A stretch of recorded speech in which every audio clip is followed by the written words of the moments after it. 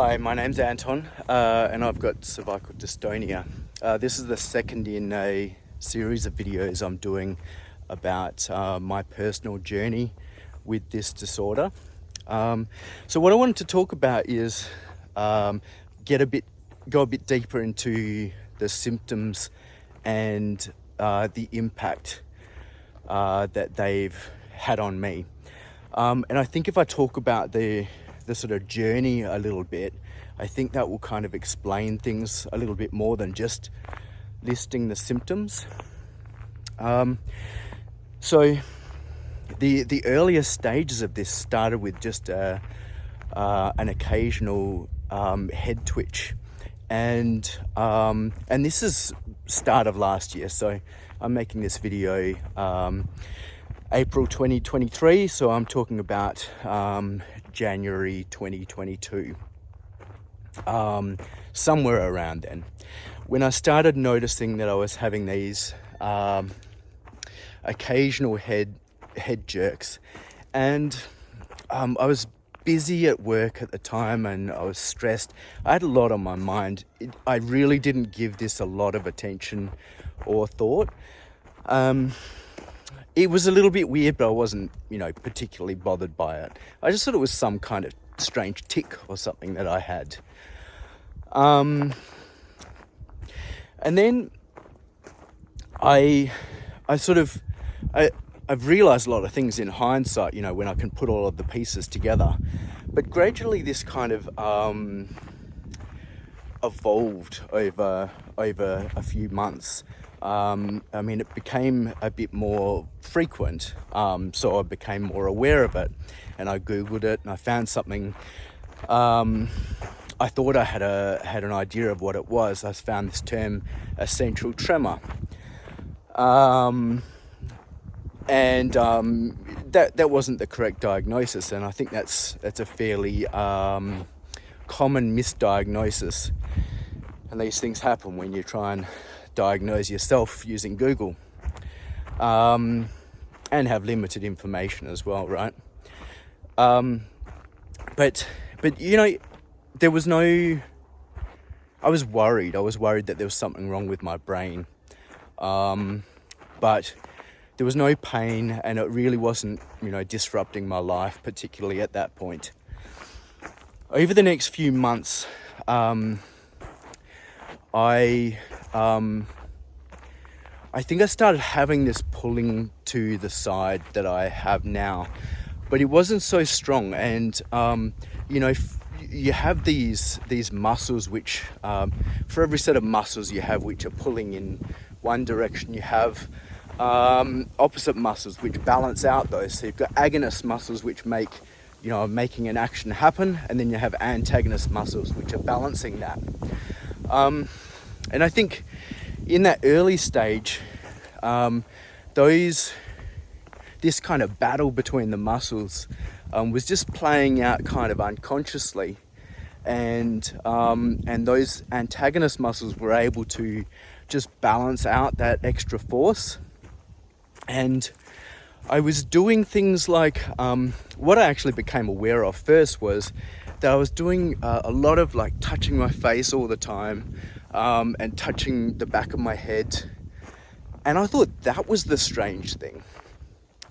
I thought, why am I doing that? It's not until later, when I found out that I had cervical dystonia, that I realized that those are, that's a thing. It's called sensory tricks, and people often discover this by themselves. No one teaches it to them. You just, by chance, discover that, by touching your face in a certain place or touching the back of your head and things like that, that it reduces the severity of the pulling. So when I was doing those things initially, it was totally unconsciously. I wasn't thinking, okay, touch my face and that will make this better. I was just doing it. And I was working, I was an executive at a software company. So a stressful job, leading and managing people. with a lot of meetings. And so I found that, I was always sitting in these meetings with my hands behind my head, sitting back with my hands behind my head. And I became aware of it. But then there was a big shift that happened when I started noticing that when I was standing up and walking around the building, around the office, I obviously couldn't walk with my hands behind my head or leaning my face on my hands, right? So I'd be walking past somebody and my head would be pulling down and to the left away from somebody walking past me. And my awareness of this thing just suddenly went up, and I became really self-conscious and thought, what the hell is going on? Like my my ability for these muscles to just automatically correct for this pulling on their own was no longer enough, right? So and I couldn't consciously overcome this either, because it was becoming more powerful. It wasn't painful yet, but I was definitely becoming aware. So it got to the point where I was getting self-conscious and feeling awkward, to the point where I needed to tell people at work and saying, hey, I've got this weird thing. You might notice, that I sit like this, or I rest my hand like this, or my head's pulling to the side. I'm feeling a bit awkward about it, but I've got to tell you, So I was not at all comfortable with doing that, but I felt like it was worse that people would just notice me, and I felt like a bit of a freak. And then, over the last few months, really, from something like October last year through to now, April, so we're talking like 6 months or something like that, it just progressively got worse and worse. Like every week was worse than the previous week. And there's this battle going on between these agonist and antagonist muscles. I can feel it. There's this the tension was building up, and as the tension got stronger and stronger, it became more and more painful. And it's just the same as if you hold your arm out for several minutes. It gets painful doing that. But this is like the muscles are tensing and cramped for hours and hours, right? So the pain became a thing. And sitting in meetings that lasted for, an hour or 2 hours became torturous, because I couldn't keep my head still. It was also twitching and things like that. I had a lot more head jerking a few months ago as well, and I took some time off work, and I guess I had no sense of like how, what is the trajectory of this thing? How long is it going to take to get better? I thought maybe a week off work would make a difference, and I had a week off work, and I couldn't even watch TV or read a book because my head was jerking so much. So even away from meetings and work and all of that, I couldn't relax. I couldn't do anything. And I spent Christmas Day with family over at my house, but I was lying in bed with my head jerking. And I didn't have any, I don't think I had any medication for it at that time. That's really sort of happened over the last few months. So yeah, I think, that was the progression from this head jerking to constant pulling. And And that's just got worse. And along with that, that pulling to the side has been an increase in pain as well. So that's the symptoms, right? But to me, I mean, it's horrible to live with pain all the time from any cause. This is the first time I've experienced that, and it feels torturous, like waking up in pain and spending the whole day. So, you know, I mean, I'm not trying to be dramatic here, but it's incredibly unpleasant. But just as important, I think, is that I felt like really rapidly, all the kind of pieces of my life which were part of my identity, and, you know, the schedule of my day, all of that kind of started falling apart. It just felt like everything was dismantled. I tried working from home, but that was no better because you know, trying to do video calls and things like that, I couldn't look at the screen for a lengthy period on my computer without that getting really painful, which meant I couldn't type an email. This is in a software company, right? So I couldn't do video calls, couldn't write messages or reports or whatever the things I needed to do. So, you know, I ended up having to quit work altogether. That's the decision I made about 2 months ago. And it's been 1 month since I completely stopped work. And I kind of thought, well, maybe stopping work, you know, getting rid of some of the stress and everything would make a big difference. It's definitely reduced my stress, but hasn't solved the problem. So I think a big part of what has been hard for me to deal with and accept, apart from, you know, the head pulling and the pain, which I'll talk a little bit more about in a minute, is also the loss of identity. You know, in my career, my role,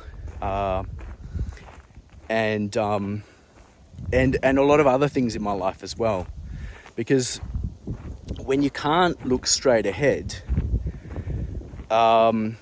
you know, you have this reduced range of movement of your head. You can't drive anymore, you know. So I can't drive a car, so I couldn't drive to work anyway. I couldn't drive to a different job. Can't work on the computer. Can't ride a bike. I like to ride a motorbike as well. I can't do that. There'd be many times when I couldn't read a book or couldn't watch TV. Even lying in bed was, you know, the best of bad options, I suppose. But, you know, it was uncomfortable even there. Couldn't sleep, you know. And all those things, you know, when you suddenly can't drive, you've lost your independence. You know, I'm reliant on my wife to take me to all appointments. So I've gone from, you know, being a manager and a leader at work to being dependent for the smallest things, you know. And there'd be times, you know, when I'd have trouble walking from one end of the house to the other, you know, without holding onto the wall. I've got better at doing that now, but you know, it has a lot of impact. And then, of course, not being able to work means you've suddenly got financial worries to consider as well. You know, so a big drop in income at the same time as there's a whole lot of you know, new medical costs and things like that. So costs are going up, income's going down. It's another set of worries. So there's all of those kinds of things, and I think most of this comes down to, you know, most of the impact that it has is that reduced range of movement or jerking that you get from your neck, and the pain that you get from that neck spasm. For me, that's been very severe. Some people have no pain. Some people have a little bit. Some people have very severe pain. I have it pretty severe. I mean, I've already had a bunch of medications this morning to reduce the neck spasms and reduce the pain. So I'm feeling about as good as I'm going to feel for the day. Usually, this is kind of mid-morning right now. Usually things go downhill a bit after lunch, and I'm feeling even worse. Right. So, that's a bunch of symptoms. One other is fatigue as well. I find it very tiring to be in pain and to have this, to be battling with this.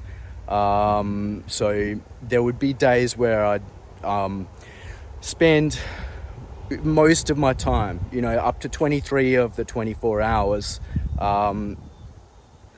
in bed, and 1 hour upright, and my head is telling me, let's go do something. I want to do something, even if it's just chores around the house or a walk or something like that. But then there's a price to pay for that. So I don't want to just leave this all, on a negative note, because I know that's a lot of bad stuff. Some people have it much better. Some people have it much worse. That's just my experience. I think, something that's really important is, I'm still coming to terms with this, is that this can be a long-lasting thing. It can be a thing that lasts your entire life. It very often is, from my understanding. And there's treatments that can make a real difference. And I'll talk about that in another video, but I've started having Botox treatment, and I've had 2 treatments. You have them once every 3 months. And I'm optimistic that that's going to make a real difference based on things that I'm hearing from other people. But it's a 3-monthly cycle. So there's only 4 3-month cycles in a year. And if it takes, a few cycles to get things right, well, clearly you're not going to get, you're not going to be all better by the end of the week or the end of the month. And honestly, at the start of this, I was thinking, well, maybe I'll be feeling better next week. Now I'm not thinking that anymore. And it's important to have that acceptance, I think. It's not about giving up. It's about, one of my favorite bits of wisdom is the serenity prayer. I'm not a religious person myself, but it's let me have the serenity to accept the things I can't change, and the courage to change the things I can change, and the wisdom to know the difference. And I think all 3 of those parts are incredibly important here, because there's some things within this that you have to accept. You've got to understand that there are going to be new limitations. You don't know what they are at the beginning. It takes some time to figure out what those limitations are. But you need to figure them out, and you need to accept them, and then you don't have the mental, sort of torment. But you also need to do what you can to change it, and